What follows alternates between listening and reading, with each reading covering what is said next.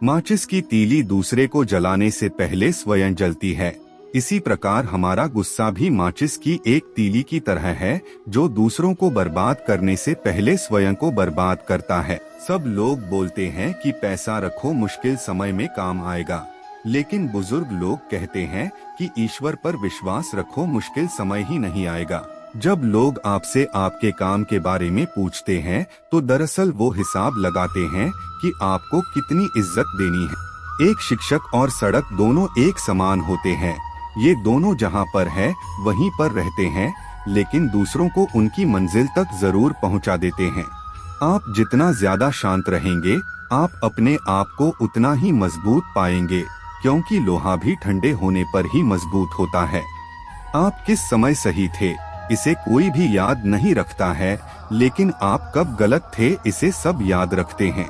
हमको खुद की नजर में सही होना चाहिए, वरना ये दुनिया तो भगवान से भी दुर्लक्षी है।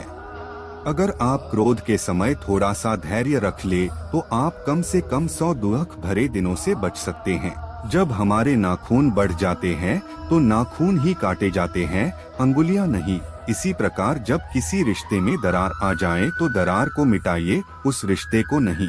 दिन की शुरुआत में हमें लगता है कि पैसा ही जीवन है, लेकिन जब शाम को हम घर लौटकर आते हैं तो लगता है शांति ही जीवन है। इंसान का गुस्सा मूर्खता से शुरू होकर पश्चाताप पर समाप्त होता है। आपको दूसरों के बारे में इतना ही बोलना चाहिए जितना आप खुद के बारे में सुन सको। नीम के पेड़ को अगर दूध और घी से भी सींचा जाए तो भी नीम का वृक्ष मीठा नहीं हो जाता। उसी प्रकार दुष्ट व्यक्ति को कितना भी ज्ञान दे दो, वो अपनी दुष्टता नहीं त्यागता है। संकट की घड़ी में अगर आप किसी से सहायता मांगते हो तो सोच समझकर मांगना, क्योंकि संकट थोड़ी देर का होता है और एहसान जिंदगी भर का। जिस व्यक्ति के पास सब्र की ताकत है, उस व्यक्ति से कोई भी मुकाबला नहीं कर सकता है।